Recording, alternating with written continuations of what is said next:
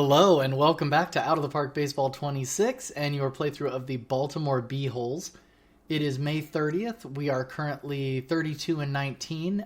We have a very slim lead in our division. A little bit of injury problems so far this year. Manny Machado just got hurt right as Kyle Tucker came off of the injured list. He's now doing a rehab assignment in the minors. And we did go ahead and waive in DFA Jose Ferrer, which I feel terribly about because he was pitching great for us. But there was really nobody else that I could take off the roster who wouldn't get immediately picked up on waivers. And so it just had to be Ferrer. And that was to make room for Gage Wood coming back. And he's looking great so far. We've got him in a low leverage, kind of long relief mop-up situations. And so far, he's delivering good walks, no home runs, good Ks, and putting up a good ERA. So that's all going pretty well. And I think this season can continue to be a success. We just need to not get injured. June 1st development update. It looks like Jonah Tong's stamina has fallen off a cliff from 40 to 30 as soon as I freaking acquired him, which is getting extremely annoying to acquire players and then have them drop off a cliff when your scouting's already great on them. So I'm not too happy about that, honestly. A little salty. Henry Davis has improved his gap rating. Somehow his potential has dropped to 3 stars from 3.5. I guess that's fine. Manny Machado's taken a little step back in the power, and now his defensive rating at third base. So we're going to have to look to move on from Manny Machado either before the trade deadline or in the offseason. Prospect Merrick Houston has completed his eye development, which is great. So his hitting's looking a little better. When he was up for us, he couldn't hit the baseball at all. He needs to do just a little better than that. I need like a 230, 220 batting average out of him. And Jay Savina is continuing to develop at age 24, but he's just going to be a AAA kind of role player. Fulton Lockhart, a little disappointing. He has lost a tick on his potential. Yeah, his velocity's gone down just a little. But other than that, no other terrible news, just the injuries and the recently acquired star pitcher falling off a cliff, and then Manny Machado going to the old folks' home. It is now June 2nd. We are 32 and 22, which is good enough for first place in our division. We have a 2-game lead over the Rays and the Red Sox, and we are now exactly 1/3 of the way through the season, so this is a good time to have a little check-in with the team. Going with our pitchers, our starters are all performing pretty well except for Logan Webb. If we look at the numbers here, the walks are not bad. Quite good, in fact, except for Webb's 3.2 per 9. The home runs, they're a little on the high side for Zach Gallen, arguably for Skubal as well. But again, it's not the worst. Ks are down a little. I'd like to see these numbers be like 8s and 9s with a 10 thrown in there. Currently, Skubal is on pace to throw about 213 strikeouts for the year, and we do expect just a tiny bit more out of him. And Grayson Rodriguez and Ben Brown should be knocking on the door of 190, 200 strikeouts, which would be good. Call-up prospect Gage Wood has been magnificent so far. No problems whatsoever, and let's hope that continues. One issue with him, his stamina has dropped to 35, just like Jonah Tong's stamina dropped to 30. So unfortunately, it's looking like Gage Wood is maybe destined to be a reliever, and that would be kind of a crushing blow to us because we have really invested a lot of time, money, and development into him. Troy Taylor is getting beat up just a little. 3.2 walks per 9, 1.6 home runs is honestly not the worst thing in the world, but I think he'll settle down and pitch well. I mean, the ratings, look at these ratings. He will find a way to pitch well. Will Vest kind of plugging along, giving up a few too many walks these days, not striking anybody out. So we're hoping the 17-inning sample size just means that he got a little unlucky. Ricky Tiedemann pitching quite well. he is leading our team in strikeouts per 9 with 12.2, giving up a few too many home runs. And yeah, that will probably continue with these ratings now, unfortunately. So it's looking like our players are just taking steps back in their development, and that's very unfortunate for us this year. Edward Bizardo is pitching great, throwing down a 1.46 ERA in relief. He's my most likely guy to take over Clase's job. Jonah Tong coming on and pitching respectably from the bullpen with his 3.7 ERA. Good Ks at 8.8. Decent walks, great home runs. So overall, the pitching staff is still delivering. They could be throwing them just a little better, but we'll see how that develops as the season moves on. Now moving on to the hitters, we do have a few players who are harshly underperforming in WRC Plus at the moment. Casey Schmidt, Rhys Hines, and Mason Wynn. Only Mason Wynn is a regular starter out of the three of them. Schmidt filling in for Machado, Rhys Hines filling in for Kyle Tucker, who should be back soon. But I can't complain too much about Rhys Hines. I mean, this is a guy with a 30 avoid Ks and low contact and low I. And his power has also degraded, just like everyone on my team is regressing. But he's still, he's still hitting 235. The OPS plus of 68 is not amazing, but he does have a little power, and he hasn't been a disaster. And I think he's probably a pretty good fielder as well. Yeah, in right field, he is putting up a positive zone rating, and he played 7 decent innings at center as well. So very happy about the call-up for Rhys Hines. Henry Davis has only been hit by 1 pitch this year, and it makes you wonder if he's still got it. He's hitting okay. Jackson Holliday is just hitting okay. Really slumping, honestly. That's kind of terrible. Okay. He hasn't had any major regression. Blake Mitchell, our fill-in catcher, 90 WRC plus, 87 OPS plus. Just kind of right where you want a backup catcher. That's very nice. Isaac Paredes is slumping. He's only hitting for 217. He has enough power to translate a 217 average into league average OPS plus. So we're hoping for better things out of him. Call up Griffin Burkholder in center field, backup outfielder, playing quite well. He's putting up again about a league average OPS and WRC plus, which is all you can hope for from your backups. Tristan Casas, he's hitting the ball. He's doing well. He's leading us in home runs. A lot of power there. Britton Doyle is making great contact with the ball, hitting 301 for an OPS plus of 136. And Lars Nootbaar, who I was saying needed to save his job, he's come out firing, 142 OPS plus. 10 home runs a third of the way through the season. That's a good pace.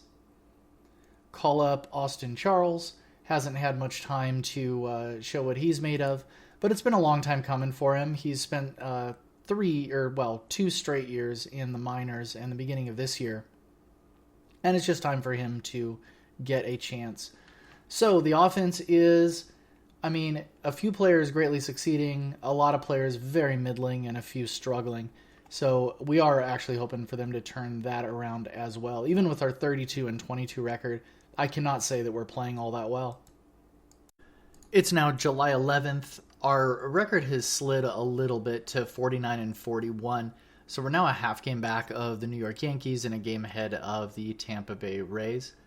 So the team is kind of shutting down. We're just losing. So hopefully we can pull out of that.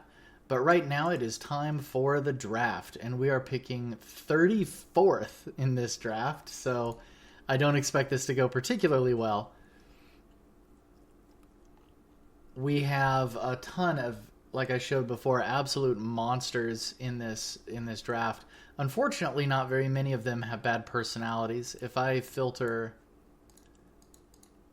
by my short list here, we're going to see it's not great. I might still get a few good picks out of this, but there are only 77 players with 2.5 star potential or more, plus a bad personality. So we will have to see what happens here. I'll take you guys again like normal through the first 5 picks of the draft. So Colorado chooses Demias Sullivan. Not who I'd have chosen for sure, but pretty decent. Good personality, okay fielding. San Francisco chooses Joey Kish. This is a little better player, significantly better, I think. I like that profile, especially for like a right or left fielder. And the White Sox pick Matt Flores, and yeah, another good, strong-looking pick. Who knows how many of these players are going to pan out? Washington Nationals choose Jim Doofus Madden, who, yeah, looks like a great catcher. So nobody on my short list has been chosen yet, which is nice. Miami picks Alexis Gutierrez, a really strong shortstop. And I believe there was, let me clear my filter, I'm pretty sure there was, yeah, Van Carrick. I do not know why this guy has not been picked yet. OSA seems to agree he's amazing. Yeah. So that would have been my first pick, and it's not even close, unless I missed a really, really good pitcher in there somewhere. So I'll put my short list back on. We're going to go ahead and auto draft until my pick. And, of course, the 2-star players or the 5-star players are gone. Our only remaining 5-star or 4.5-star player would be a reliever who has almost enough stamina to start, but only has 2 pitches. So I'm not interested. Probably don't want to take a closer. At the 3.5-star level, we might have a couple good choices. Noah McCoy is not somebody I'm particularly interested in as a first pick. Miguel Rivera looks like he's kind of the same. He's a little stronger bat, but looks like a little worse defense. Yeah, significantly worse defense. So probably not a 3.5-star guy. So it looks like we are going down into the 3-star players. So we'll check out second baseman Chris Adams. He has no defense. Andy Bates, another guy with no power and no eye. Not even great defense there either. Brad Berry, a starter. 4 pitches, 50 control, 55 movement potential. He's 21. He's okay. Again, not a first-round pick, obviously, but it doesn't look like we're going to get a quality player for our first-round pick. Pitcher Josh Davis. Yeah, he's got 3 pitches. I like that he's a ground baller. We may try to pick him up later as well. Sam Eaves, center fielder. Again, a guy with low power. I don't need guys with low power. I need guys with power. Okay, there's one catcher who has a ton of potential power. He would have to work a lot on his avoid case and his contact, but his defense is very, very, very good. And he's only 19 years old. And having developed that 40 power at 19, I think a good chance we take a flyer on John Gallietta. He only won $750,000, which is nice. And we're almost down to the end of the 3-star potential guys. Chris Van Nortwick, only 3 pitches, good stamina. Adam Steinley's a reliever. Tom Riggs, decent enough catcher, and he's got some other utility in the outfield. Might be interesting for a later pick. Okay, and that's it. There were just a whole bunch of closers that I'm not remotely interested in.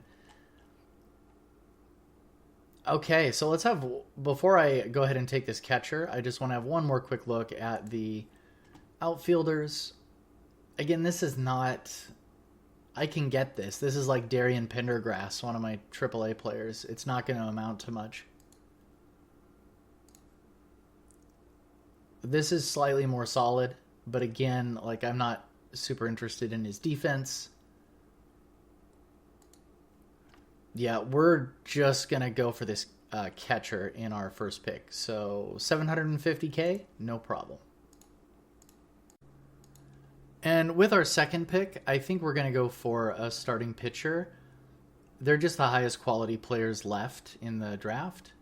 If I sort back to all players, there is one of those center fielders left, and it might be prudent to take him at this point. But not as a second pick. So Bradbury is one I looked at before. The 55 movement, 50 control is okay. The development for age 21 is not quite where you want to see it, but he does have good stamina and incredible hold runners. His personality isn't super bad. And with velo of 92 to 94, again, not a very exciting prospect, but my other choice as a starting pitcher would be someone like Chris Van Northwick. Throws a little harder, has great stamina, much worse personality.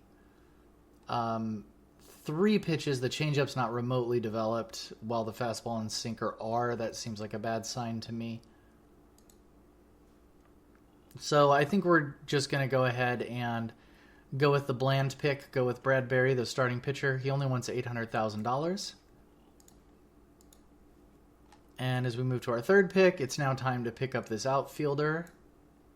So he wants $370,000. That's fine. And for our fourth pick, this should be a pretty easy one. Let's look at Tom Riggs again. He's a consideration. Sam Eves I didn't like.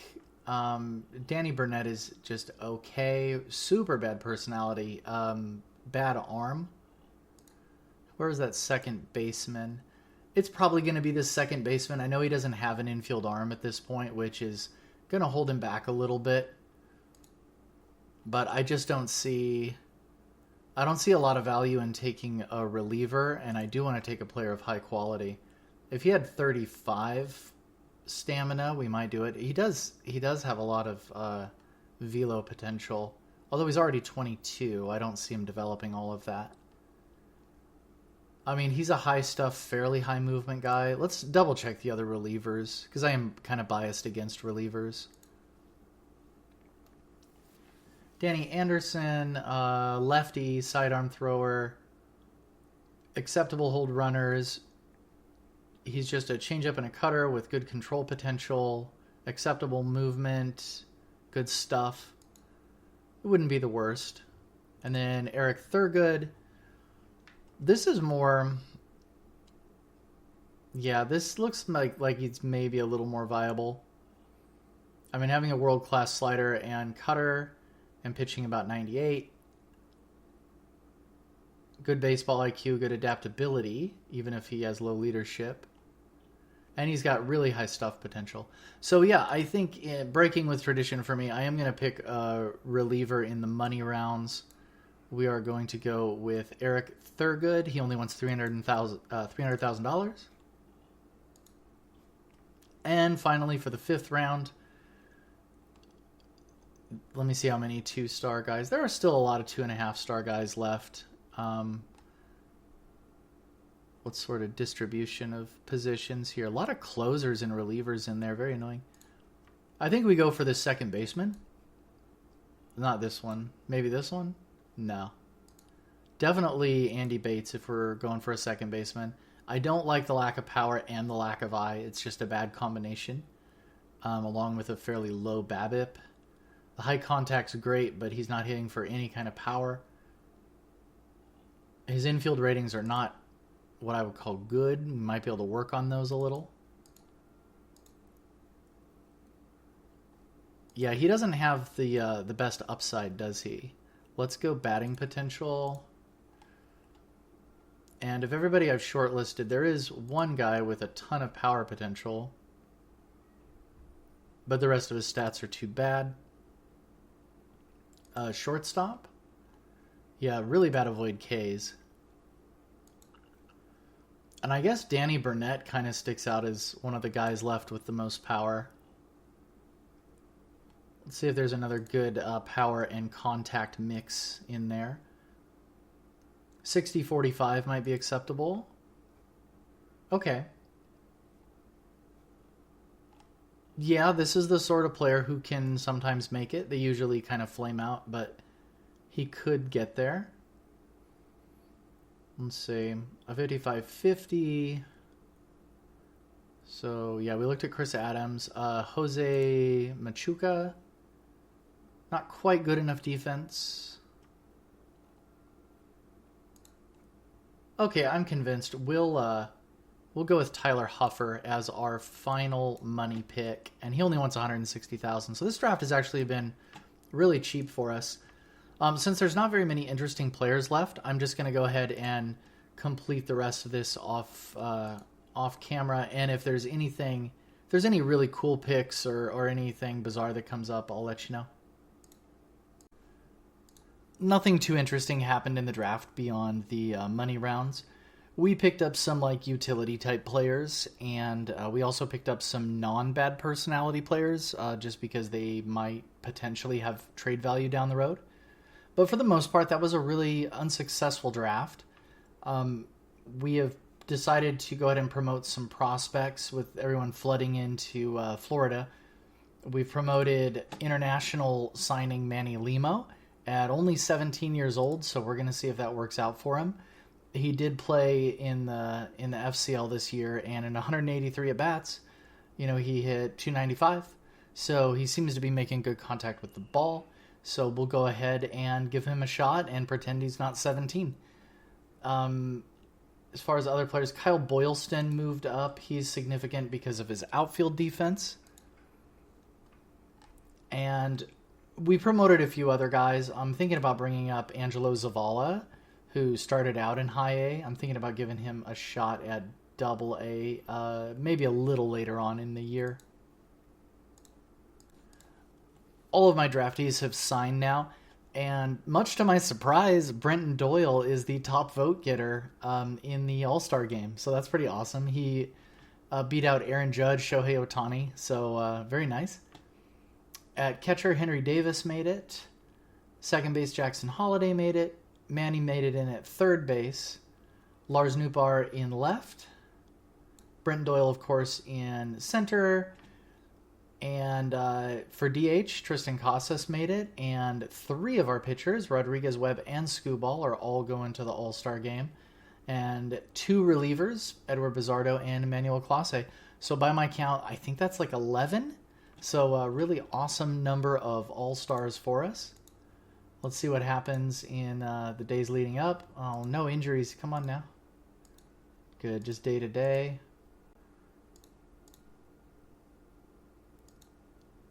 And we will play the All-Star game and see what happened. Let's see. Colby Thomas. Who is this? Maybe I should know who he is. Okay. Good job beating Kyle Schwarber in the Home Run Derby. And the American League wins yet another one. If we go to the box score, let's see how the B-holes contributed here. Casas was 0 for 2. Brenton Doyle was 0 for 2. Lars Nootbaar 1 for 3. Good job, buddy. And looks like Grayson started it off. A couple of Ks. Very nice. Logan Webb gave up a run. And Clase locked down the save. So pretty cool. Baltimore getting some better representation this year in the All-Star game. And so we're going to sim up close to the trade deadline. I think I've made all the deals I can, but some years I get surprised right at the end by the AI kind of opening up the will to trade. So we're going to go check that out, and I'll be right back with you. It's now July 24th, and much to my surprise, we have finally gotten the We Need the Team's Help in our 4th season, which I was really hoping for earlier. Well, let's take a look and see if that bumps our fan loyalty. We're now sitting at below average. It's a good bit below this average. I want to see if this climbs up at all. And fan interest at 97. So we're going to go ahead and respond to this with Start a Charity. And I am not constrained by my budget there, which is cool. What I did do is I looked at the money I actually spent in the draft, and then I went into commissioner mode. I spent 3.6 something in the draft on players, and so I just bumped that over to our available cash as anybody who is reasonably sane might do. Power rankings, we've taken a bit of a hit. We're down to 9th. We're still second in our division, 2 games behind, which isn't a total disaster, but we do need to pick it up.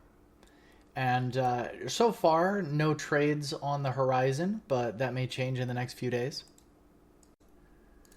So earlier I had said that I would be looking to move on from Logan Webb and Emmanuel Classe at the trade deadline if the conditions were right. And I'm not going to say the conditions are exactly right because we do need Classe's help in the bullpen. We're only 54 and 43. It's going to be a little tight down the stretch.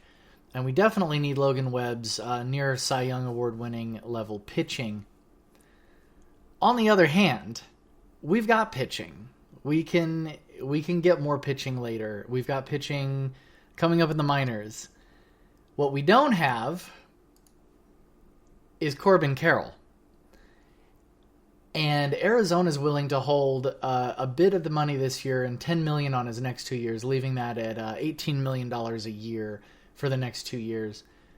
But we'd have to give up both Webb and Classe. Now, this is a bad trade. Like just on the merits of it without any context, it's a bad trade. I admit this. But Classe wants $30 million next year. Logan Webb wants almost $50 million next year. Now, I don't think he'll get that in free agency. I think it'll be maybe $40 million. But Classe will get a lot of money in free agency no matter what. And it doesn't do us a whole heck of a lot of good to hold on to these guys through the next half of the season. The good that it does us is that it just about ensures that we'll have a nice playoff run again. I think our team's good enough to have a nice playoff run without them. And where in the world am I going to get another Corbin Carroll? And the answer is nowhere. This is my one shot at getting him. I'm going to take it. So let's do it.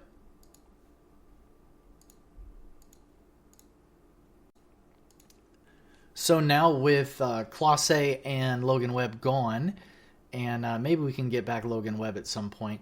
But for now, it's going to be Skubal, Rodriguez, Ben Brown, Zach Gallen, and then Brady Singer, who I actually offered a minor league contract to in the offseason. He's still looking okay. That's your 5th starter right there. That's totally fine. But our rotation is a little weaker now with our 4th starter being Zach Gallen. Of course, Gage Wood was supposed to start for us, but his stamina's been dropping. So unless he gets a little bump in that stamina, I'm not sure that he should be starting. If Zach Gallen begins to struggle, I will pull Gage Wood over into the rotation, or Ricky Tiedemann for that matter. And coming back up, Jose Ferrer's coming back up. I didn't want to move him down in the first place, so I'm glad he's back. And that should do it for the pitching. In the lineups, Lars Nootbaar has become a backup player now. Corbin Carroll in left, Brenton Doyle in center, Kyle Tucker in right. And still Holiday, Wynn Machado, and Paredes in the infield. And Tristan Casas still holding it down at DH, Henry Davis at catcher. The only big change is we have demoted Casey Schmidt because it turned out that Cam Canarella actually has some serviceable infield ratings. They're only 55 and 50, but we can work on those. If we learn him a new position in the offseason, then that should help those ratings. And yeah, this is looking good going forward. The only thing I don't have is a right-handed batter off the bench, but Nootbaar hits righties okay, so we should be fine there. So on this very interesting note, major move being made, getting probably maximum value out of Classe and Logan Webb, at least in the context of this playthrough where everybody has to have a bad personality. And so we're looking forward to the playoff run. If we don't make it this year, that's okay. Money will be tight again next year. We're going to pray for another budget increase. And I hope you'll join me for that as we head down the stretch in 2028.